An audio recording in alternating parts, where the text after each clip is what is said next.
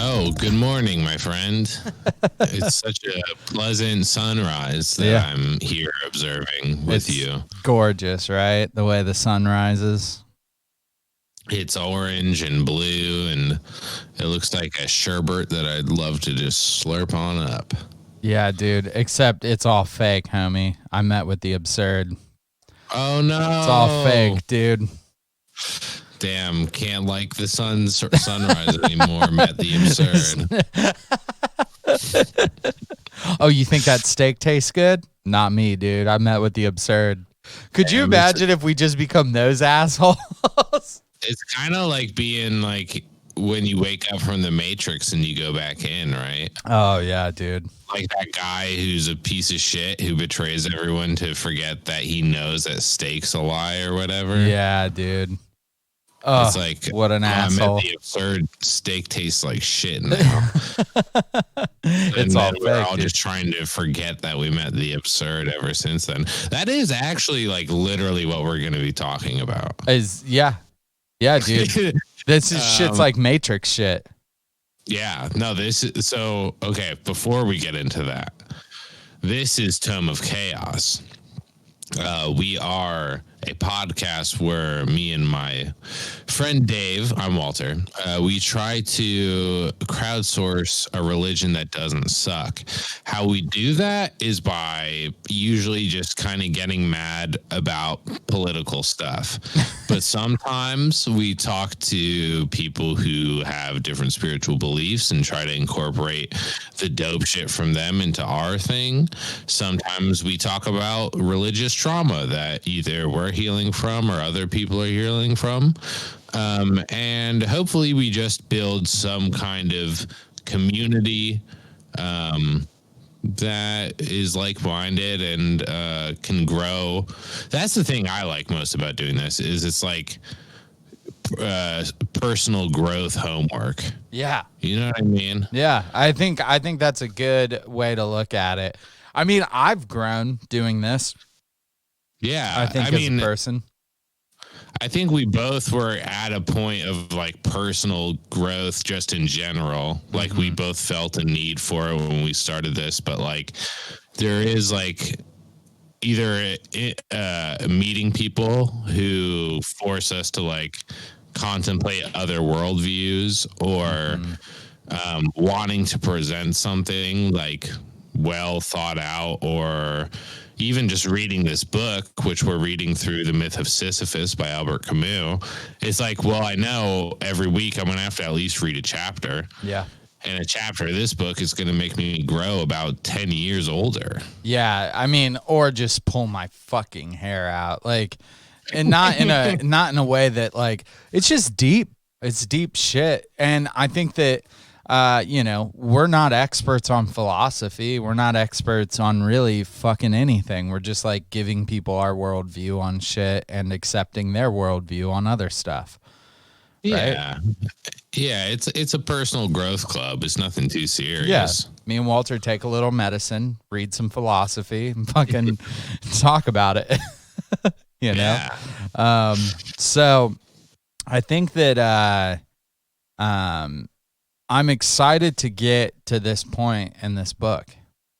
This was the point that, you were pointing your finger at me, dude. You say something then. Oh, well, because I was remembering the line I drew before I introed the podcast to the Matrix. Yeah, let's do it. Because this week we're talking about philosophical suicide, which is kind of what brought me to this book, somebody mentioning it offhand, but is like literally what the dude, spoilers for the Matrix, I hope you've watched the original Matrix. That movie rips. Fucking great. Don't watch the other two though, they're awful. Yeah, I mean, there's some sick fight scenes in there. Yeah. But yeah, you can probably skip them. Hopefully this new one's good. But anyways, the guy at the end of the Matrix is essentially committing philosophical suicide. Yeah. When he chooses to forget the knowledge of the falsehood that he's living and instead embrace it. Yeah. Right? Like that's fucked up, dude. So what Camus is going to get into in this chapter is the absurd. It forces a philosophical suicide, or it forces you to reckon with it on its own terms. You know what I mean? Yep. Dude, I think the Matrix is so rad. Like, what a good pull. Let's see. I'll start off with just the first paragraph out of this first chapter to get us started. The feeling of the absurd is not, for all that, the notion of the absurd. It lays the foundations for it. That is all. It is not limited to that notion, except in the brief moment when it passes judgment on the universe. Subsequently, it has a chance of going further. It is alive. In other words, it must die or else reverberate. So it is with the themes we have gathered together. But there again, what interests me is not works or minds, criticism of which would call for another form and another place, but the discovery of what their conclusions have in common. Never, perhaps, have minds been so different, and yet we recognize as identical the spiritual landscapes in which they get underway. Likewise, despite such dissimilar zones, the knowledge, the cry that terminates the itinerary rings out in the same way, it is evident that the thinkers we have just recalled have a common climate. To say that the climate is scarcely amounts to playing on words. Living under the stifling sky forces, one to get away or two stay. The important things is to find out how people get away in the first case and why people stay in the second case. This is how I define the problem of suicide and the possible interest in the conclusions of existential philosophy. Woo. So he's just laying out, like, we're not bringing it up while we're going through because we're not fucking big brain. Through the whole book, Camus offers up different philosophies from different people. Like Kierkegaard and like all these other philosophers, and how they kind of have dealt with the absurd. The reason being is he says that it is the foremost philosophy is like suicide, right? That's what we need to be talking about. These dudes didn't talk about it, and they figured out ways to not, or they've met with the absurd and they figured out their ways to kind of deal with it, and he disagrees with them. Yeah, he's saying he wants to reckon with the absurd and find a way to live life acknowledging its existence. Yeah. Not to explain away or like change or destroy the absurd, right? Yeah. Like he's saying these people, Jaspers, Kierkegaard, fucking who else was it? Chestov. These are all people that have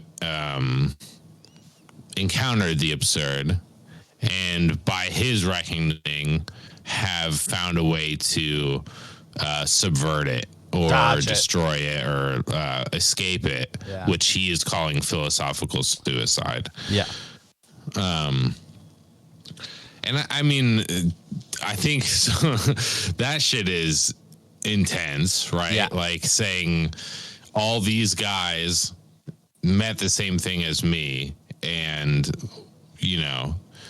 despite the disparity and difference of thought that we have now, all of them share in common the need to escape from the absurd. Yeah. That's how powerful this force is. Yeah. Which it is. I mean, we talked about it in our last episode. Like the just not wanting to deal with it. You know what I Yeah. mean? And like how deep and heavy it is. He, I don't know. I don't know where to go like with this because philosophical suicide. I mean, I guess what is philosophical suicide is probably the quickest way to get there. Okay. I think so. What he's saying is philosophical suicide is to explain away the absurd and create a comfort, even though by his reasoning there is no way to actually defeat the absurd, right? Like there is not a reason to find. There isn't a feeling or spiritual truth to be found. And what he's saying is all these people, the way they've dealt with it in one way or another betrays the truth of the absurd. And he gets into specifics about how each one of them is. We can get into that. I have some quotes and stuff here. Yeah, for sure. Before we get into that, I think one of the things he points out to further explain what the absurd is, and we've delved into this a little bit just because I think we've both kind of read ahead and listened to some lectures and stuff, is that the absurd does not exist as a function of the world or a part of the world or as a part of the man, right? Or it's the not person. in you. Yeah, it's not you. When it is the contradiction between the man in the world, the person in the world. He calls it the divorce, right? It's like a divorce. Yeah. He points out, he uses this metaphor. I think we've said this before, but a man with a knife trying to fight for the rights of his people against an army of people with guns, right? Yeah. Like you see that and you call it absurd. Not because what the man wants is absurd, not because his weapon is absurd, not because, his intention is absurd. Well, maybe because the divorce between his action and intention and the reality of the situation are so incomparably lopsided. Yep. The world is huge and gives no meaning. Yeah, the world is without reason, and you're screaming for it. You're demanding it. Listen, the universe is chaos, and chaos plays favorites. But I just think, I think that's the big thing. When we first started reading this, I started hitting these like things where I was like, oh, I've kind of heard this and shit. And a musician I love, Pat, has like referenced Camus and a lot of his shit. And it's just like the world is so fucking big and you are very small and you will not know. Like the universe doesn't offer up fucking condolences. The universe doesn't offer up, meaning to you. Like a man with a sword trying to fight an army with guns. That is the absurdity. If you're looking at that from the outside, you would say to yourself, that is absurd. You know what I mean? Like, so I think that's huge. That when he dropped that pen of like that example was when I truly understood what he was trying to say. Yeah. And I think it also further illustrates the act of philosophical suicide, right? Like it's either the act of philosophical suicide is generally some sort of like maybe a way of taking the world and circumventing a reason onto it. Yeah, trying to make it small, right? Yeah, taking some kind of either contradiction or logical leap to explain why it is the way it is. And therefore, so I think what we can do here is I have a summary pulled up. We can kind of go point by point through it and kind of talk our way through it, because I didn't have time to fucking write down a bunch of quotes I really loved. Yeah. Or like do too much on this. Yeah. So, and a lot of it is critiques of other people's philosophy. Yeah. So this will be this will be a little bit different than what we have done because of how heavy he gets into the other philosophers' beliefs. Yeah. So we'll get into that. For what I've got here, so first thing, for Camus, the absurd is the only knowable fact of life. Any response to life, therefore, must not try to conjure the absurd away. This struggle implies three key consequences: a total absence of hope, a continual rejection, and a conscious dissatisfaction. So that's what he's saying we have to live with. Yeah. Philosophical suicide is escaping these three key consequences. Yeah. The absence of hope, because life is unreasonable and meaningless. You have to continually reject it, right? You have to live rejecting that notion, or else you betray your own nature. Yeah. Because you demand reason and all that people stuff, do. and a conscious dissatisfaction. So not only are you rejecting that it's true, but it's a dissatisfaction. Yeah. Which I think is like unavoidable, right? Yeah.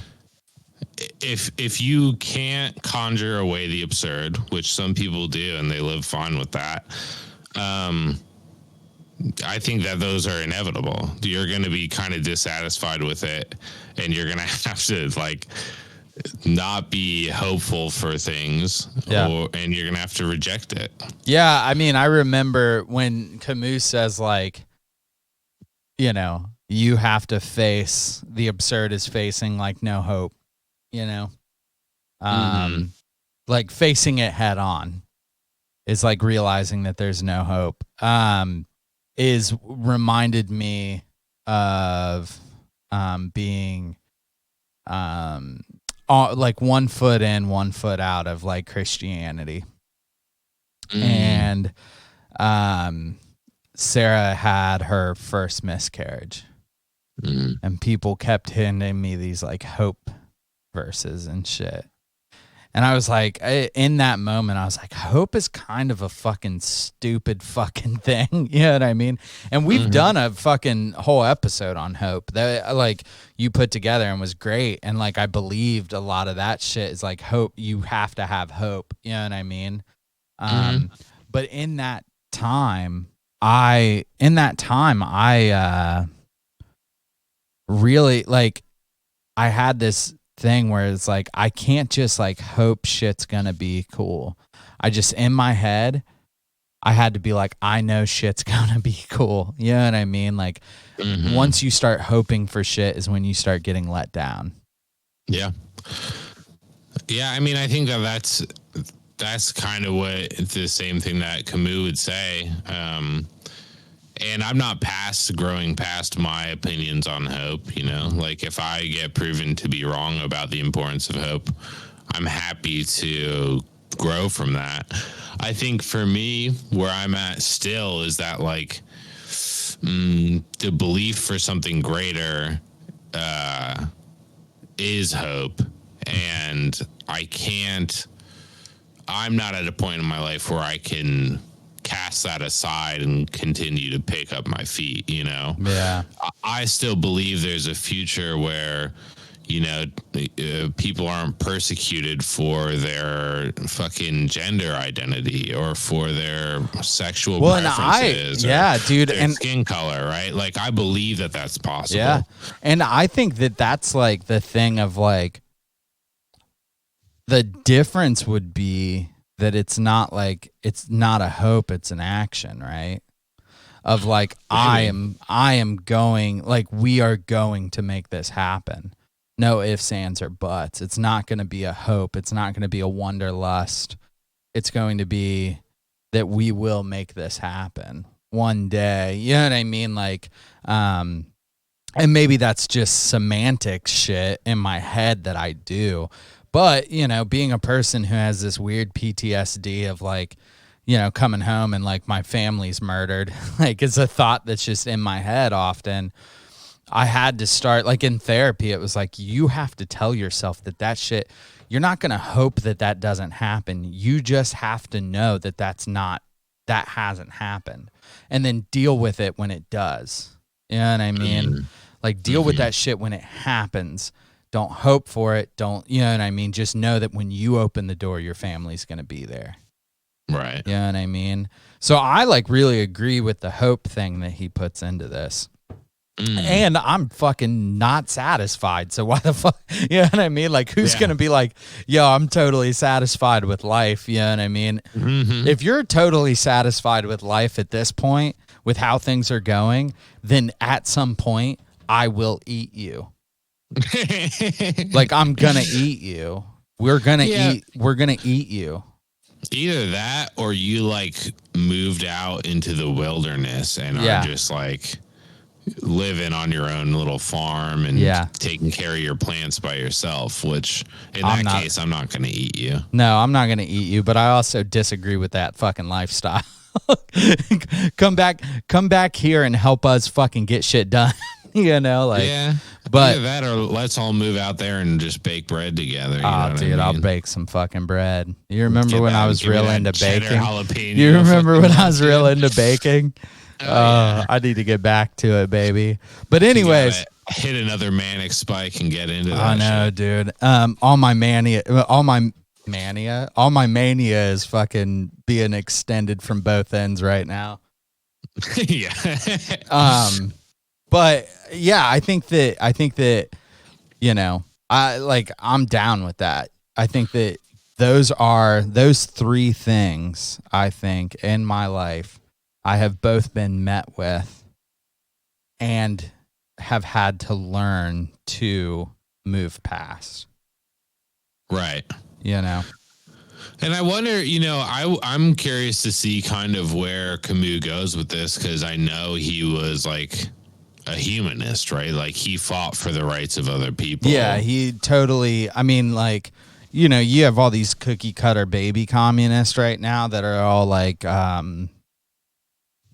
kind of like latch on to the only communist movement they know, in a way of like, Russia was rad, you know? Mm-hmm. And that's not completely fucking true. Like, you have to know, like, they were a state. Like, they didn't even pull a communism. And Camus disagreed with everything that had to do with the Soviet Union. Mm-hmm. Like, he was not about it because not because of, like, it's a state or we can get into the fucking weird, deep philosophy. It was because people were being fucking harmed. It was because people were being taken advantage of, and it was there were tyrannical tendencies. Mm-hmm. So, and that's why I'm like specifically curious as to like how you, because I would assume he lived within his own philosophy, how you relinquish hope and yet still fight for things to be better, right? Like where does that come from? I think that'll be interesting to get to. Yeah, for sure. I think so. I do think it would have something to do with like, I think hope is a thought, and I think hope is a thought and a dream, and the only thing that comes is action, right? Like it's the action that gets shit done, not the hopes that get it done. Well, what motivates the action is what I would say. Seeing people fucking beaten. Yeah, like. But also a hope that it wouldn't be that way. Yeah, or a belief that it shouldn't be that way. I think that would be the thing, is it would be a belief that things shouldn't be that way. But I think, again, like hope is such a big word that's tied into a small package that can get real heavy into semantics. But yeah. I'm down. So he's laying out like, so he lays that out, and then he starts really hitting at what these other people believe, right? Yeah, so so the first guy he talks about is Jaspers, Karl Jaspers. He is a German Swiss philosopher who said there is a pure consciousness of absolute being. And he said everything in the world is united by its mere fact of existence, which he in turn interprets as a transcendental quality. But what Camus says about that is he tries to solve the absurd by employing an illogical leap towards transcendence. He takes the absence of explanation to irrationally prove the existence of the unthinkable unity of the general and the particular. This, says Camus, creates a false God out of the absurd. Yeah. That's fucking flying way over my head. I'm trying to break that one down for myself. It's so basically Jasper believes that people can transcend, right? Yeah, he does think there's some kind of transcendental quality, that there's like something we can tap into that unites the world. Yeah. And what Camus is saying is like, you are committing philosophical suicide by creating a God which is transcending above which I would understand why Camus would feel this way too. He's like, you believe that we can transcend above the heinous things that are happening and unite at that point, and then we won't have problems no more. Right? Like you raise above the absurd of there not being meaning and shit, instead of dealing with it head on. Because that's the thing. I think that dealing with this shit head on makes total sense for Camus. Mm-hmm. You know what I mean? Like looking towards gods and shit like that to like save us from the shit, you know, is not going to get it done. Right. So I think that, I mean, that surprise, surprise, like this is an episode where we're just going to talk about a bunch of people who look towards God instead of fucking like dealing with shit. You know what I mean? Like these are like, when I read about philosophical suicide, it was going to be like the lectures I've listened to about it have all been like, yo, like these people are using this as an escape.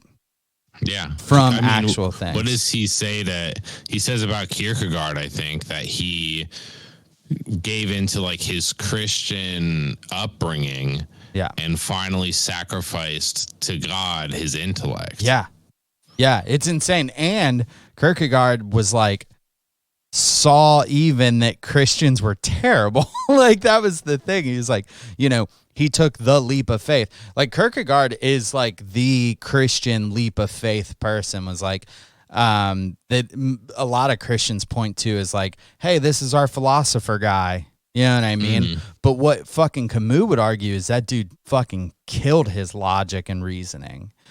Like it fucking totally voided it out by believing in Christianity. Yeah. He committed philosophical suicide. Yes. So I think that the big thing was like, what's he say? This is about the Kierkegaard shit. So with all that shit in his Christianity, he's like, perhaps this notion will become clear if I risk this shocking statement. The absurd is sin without God. That one, okay. Heavy, dude. That's heavy. What does that mean to you? Because I've been trying to interpret that. I think that means that it's sin. We're all sinful. We all do fucked up shit. And God ain't going to fucking save you. It's not going to happen. You don't get to escape the absurd of like no meaning. I think that that's the big thing when we talk about this philosophy of Camus, who saw heinous shit. Like this dude saw heinous shit, changed his life, fucking moved forward. Like he saw Nazis fucking march into Paris, Yeah. right? This dude saw heinous shit, and now he sees people trying to escape that heinous shit by creating gods. You know, like, it will be okay. This shit will be okay one day because God is going to rescue us. That's what Kierkegaard is saying. And he's like, nah, dude, sin happens and there is no God, and that is absurd. You know? I think that would be my thought on it. I'm not that smart of a fucking person, but that's what I would say is that sin happens, there is no God. That's absurd, and you need to take on the absurd head on. Yeah. Okay. Like a fucking lone swordsman with a god against a militia, you know? No, I think that makes sense. That's basically what I was interpreting as well, is just like the mere existence of the concept of sin and there not being a god is further evidence to the absurd as well. You know what I mean? Yeah. That evil just fucking evil like, don't even blame God because he didn't do it. You know, like these human conceptions of right and wrong, and there's this universe and even the world, like we've talked about before, nature itself is fucking cruel. Like, nature is like kind of evil in some ways. For sure. I've watched like animals do to other animals. Dude, I've watched fucking sea lions rape penguins and shit. Yeah, like, it's fucking insane, dude. Yeah, nature's brutal. All of it's fucking brutal. And like, I think that's the thing of like these dudes. This is an example of people meeting with the absurd and not dealing with it, but finding a way to forget it. Right? Finding a way to move past it, not deal with it. And then what ends up happening, I think, is Camus' argument in this chapter is that does a disservice all the way the fuck around. Right? Like, not only does it, because people are fucking killing themselves. Yeah. You know what I mean? And for you can make the argument that, you know, they get to go to heaven, but Camus' argument, depending on, but Camus' argument would be that like the tragedy is that they're no longer here with us. You know, the tragedy is that these people met with the absurd and weren't willing to create gods to get out of it. You know? I can see that. So I think also, like, what else did he say about Kierkegaard? I think it was about him that he said he wanted to be cured rather than to learn to live with his ailments. Yeah. Which I thought was like, I mean, it truly is what it is mentally, right? Like, you know, when you have a physical illness, depending on the severity of it, there is a point where you just have to learn to live with it. Yeah, still do your shit, make it through. Yeah, like there's some things there just isn't a fucking cure for. And when it's like a disease of the nature of being a human, like a disease of the fact that I have a nostalgia for a unified world in a world where there is no unity, I have to learn to live with that ailment rather than find a cure, which maybe is like in Kierkegaard's case, a god that is going to make it all right in the end, right? And they do it. I mean, it does it across religion, right? Like, it gives you, like, the first parts of the books are like, why you fucking got here. You know what I mean? Like, what happened for you to get here? Boom, check mark. That's answered. You don't have to question that anymore. What you need to do while you're here, boom, check mark. That's done. You don't have to think about that anymore. Like, I think that Camus is arguing that, like, we need to constantly stay thinking. Once you commit that philosophical suicide, it's just the willingness to like stop thinking. Yeah. Stop deep thought on like what the world is. Like it's almost like he's arguing to like continue to ponder, you know? Like Right. continue to think about like what meaning is and shit like that instead of just putting a fucking Band-Aid on it. Well, like you said, it's a continual rejection and dissatisfaction. These people are all finding ways to stop rebelling, and to stop rejecting and to stop being dissatisfied. I would make the fucking argument that like in the church, it's like believing in God like gets rid of like that dissatisfaction, like 100% dissatisfaction. Yeah. You know what I mean? Like, you know, fuck. I mean, it's why most fucking Christian churches can still fucking sit there and with fucking like full eyes, full hearts, clear eyes, you know, can't lose bullshit. Fucking say that they support Israel. You know what I mean? Like, I think that that's the thing is like, when I read this shit about philosophical suicide, it makes total sense coming from a person like Camus. You know what I mean? Yeah. Of like, I've seen tragedy, I've seen shit happen, and we need to continue to fucking be dissatisfied and approach that and fight it. And we need to approach, you know, the lack of hope and fight it. Like, you know. So I'm down with everything in this fucking chapter. Is what I'm saying. I think let's see. So there's also Chestov. That one I think is like pretty much very similar to Kierkegaard. I don't know if we need to get into it a lot. He's basically just saying like, you know, the fact that there is no rationality that the human can perceive leads the person to God. Yeah. So it's like, I don't know. We aren't able to perceive it's not, the absurd should not become eternity's springboard. Yeah. Yeah. Let's see what else. He's talking about Husserl.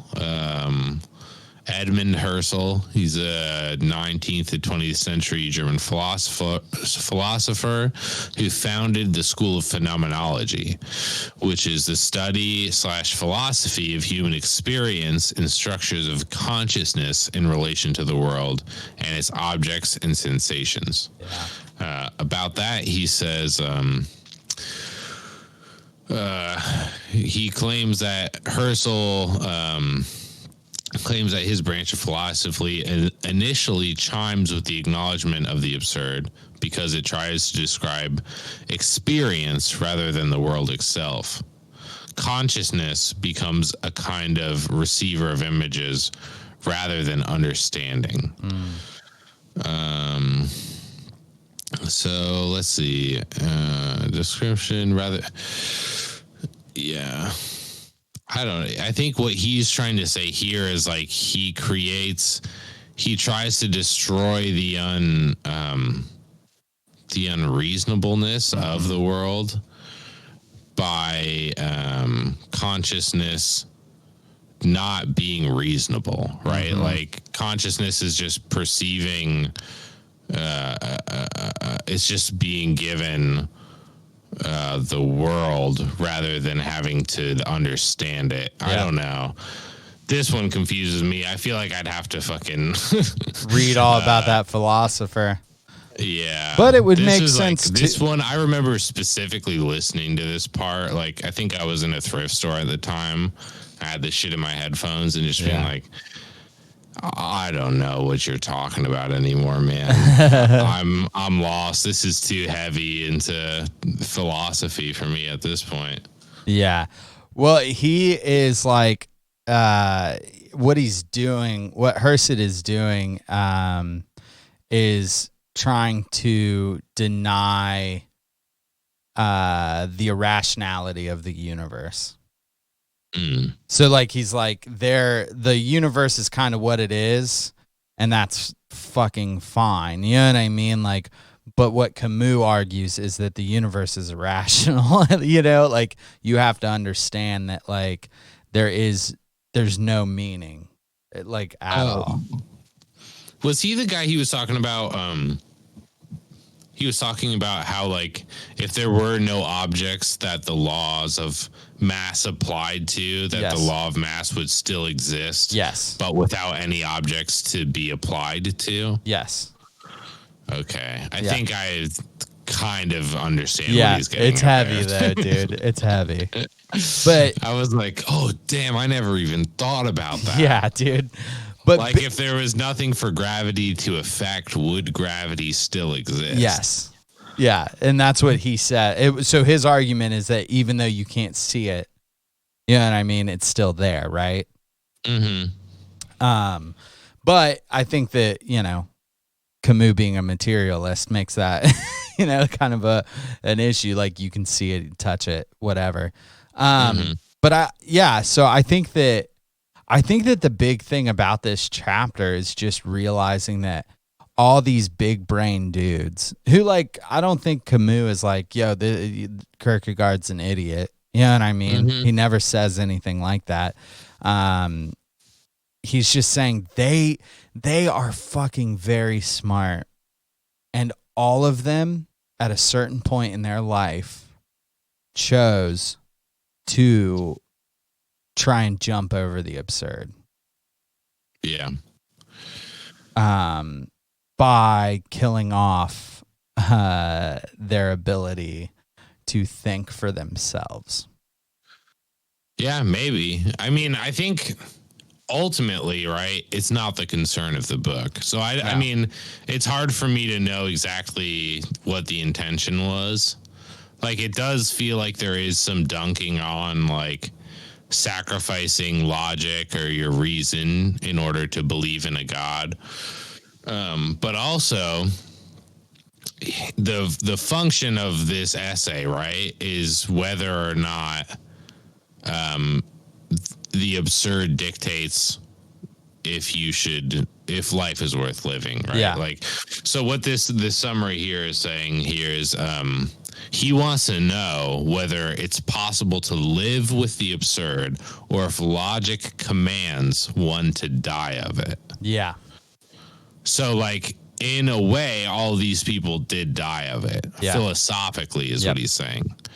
They weren't able to live with the absurd. They had to explain it away. Yes. Which he's not saying it's wrong to explain it away. But is it possible not to explain it away? Yeah. And not to, you know, and to live. Yeah. And to continue living your life. Which I think is like, I mean, fucking fair question, dude. It's not like all these smart guys just fucking... For sure. It's not like they conjured away because it's easy. It's no. like, and that's what I'm trying to say is like, these dudes are fucking... Yeah, like, like their theories are so deep that I don't even want to read about them. You know what I mean? Like, it's going to be a ton of work. Yeah, like, I'm not saying that I'm better than these guys. You know what I mean? Like... I'm sure in some way I'm fucking doing philosophical suicide, you know, myself. What he is like, what he brings up in this chapter is basically there's like killing yourself, your personally body, and also killing just your brain off. You know what I mean? The reason to think. And I think that the fact that he picked some heavy hitters as the philosophers to like kind of talk about just gives you a stance on how fucking hard it is to live with the absurd. Yeah. And I think a lot of these guys, the reason, I mean, I don't know if I know for a fact that Kierkegaard was an absurdist, right? Yeah. Like he started from this notion of the absurd. Yeah. And from that found his way to go to God. Yeah. You know, so I think he's picking these guys specifically for their baseline understanding of the absurd, and then they're kind of like building upon it to get rid of it or to escape from it. Yeah. Yeah, dudes who are way smarter than me. You know, I mean, yeah, absolutely. I'm not that fucking smart. No, for sure. I haven't sat down and just like written my thoughts on anything. No, you know dude. what I mean? Like these guys all just like thought. Yeah. Just sat there and like were like, I'm gonna think as hard as I can. Yeah, dude. Yeah. About what it means to be alive. And I'm like, oh dude, I think the new Doom is out. Yeah. I need to shoot some aliens. Tacos are fucking rad. Yeah, tacos are rad, dude. Like, dude, that Martha's Fusion Kitchen. Martha's Fusion here is in the fucking Columbus area, dude. We got it the day after I told you to go get it because I never had it. It's fucking incredible, dude. Really good. That birria, birria. I don't know. Birria or whatever. Fucking eat it up, God. Dude. Did you get a churro while you were there? Oh yeah. What the fuck, dude? So good. If like my reasoning for jumping over the absurd is to eat more of them churros, dude. Yeah, 100%. Like it's just like I'm gonna eat churros, but that's the thing. Is like this is not a dig on you if you have went to God for your way to not deal with the absurd. No, absolutely not. This is him asking the question of like, can you walk through life without it? Yeah, and maybe he would make a dig at you, but I certainly wouldn't. No, I'm not doing that either. I mean, I did it. I did that. I totally did that. It didn't work for me. You know what I mean? I'm also not above doing it again, dude. Yeah. It's like if some shit comes along that makes some sense to me, I'll do it. As long as it's not like, I have to spend 4 nights a week hanging out with people and, get shamed if I don't want to stay up till 3 a.m. Yeah, or whatever. Sure. Whatever the random thing. Yeah, whatever a random, if or if I have to like make sure my career's okay with the system I'm in. Yeah. You're not allowed to read none of them beliefs. Anarchy books anymore. Yeah. I don't have to confess my sins to a bunch of random fucking people just to be like, hey, that's cool that you shared that. Or, well, you can't do this anymore because you shared that. Yeah, not for to sure. talk too much shit, but I'm not going to do that again specifically. No. But if I find some hot shit that makes me feel good, yeah, dude. If I get real into some fucking Buddhism shit one of these days, I might just fuck around and be a Buddhist one of these days. I might fuck Don't around be surprised. and commit philosophical suicide, dog. I might fucking do it. And I think that actually I might not, dude. I'm kind of about the head on fucking tactic here. I want to figure out what Camus' prescription is to fucking take this shit on head on. But dude, I want to know what that is. Yeah. I'm just saying, I'm also not above not doing that. Yeah, especially if it turns out, like, I don't know, maybe Camus' solution sucks. Yeah, maybe. I haven't read it. I don't know this fucking guy. He seems cool. Yeah. I never met him though. But I think that the thing to take away from this is that I think that even if like you have started to believe in a God to get you through the day, that's fucking okay. And also, but continue to question that shit, right? Like, you know what I mean? Oh yeah. No, here at the Tome, we are firmly based on questioning your beliefs. Because if we hadn't, we'd still be doing some shit that made us fucking miserable. Yeah, dude. Question all beliefs and authorities. Absolutely. Especially us. Yeah, for sure. We're not that smart, like we've stated. No. I mean, you just listened to 40, 50 minutes of us fucking stumble through fucking philosophy shit. Yeah. You know what I mean? We're not that fucking smart. But I do like learning shit, and I hope that you all learn something as well. Yeah, dude. The hunger for knowledge is a beautiful thing. Yeah, for sure. And so I think that that'll wrap us up. Unless you got a quote from Camus to end us on here, Walter. I don't have one in my head. No. No? All right, let's go. I think that I like ending it just where he ends that shit, because usually he fucking hits a pretty rad point. Let's do it. Here we go.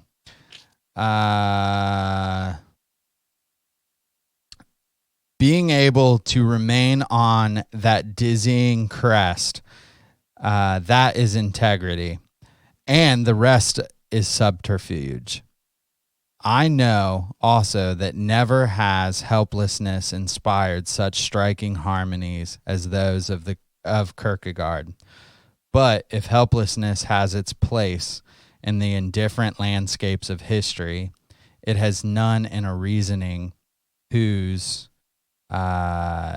exigence is now known. That was a rando from the end of it. Maybe that made sense to you. Maybe it didn't. Either way, we love you very much.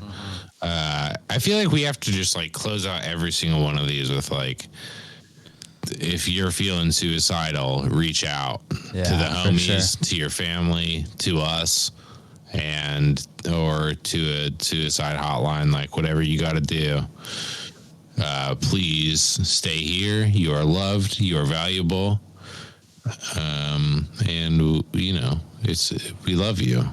Well, and you have meaning and fucking worth. And even if you feel like you don't have meaning and worth, what we're talking about right now is from a dude who's saying that nothing is meaningful and nothing is worthy. You know what I mean? And he fucking didn't kill himself. Like, you know, he's like, yeah, he was there with you. And I've been there too. I think that, you're going to come to times where you don't think that anything means anything. And at the end of the day, that's just meeting with the absurd, and other people are going through that as well. That does not mean that you should fucking kill yourself. Definitely not. All right. We love you all. And we hope chaos walks with you this week. Peace.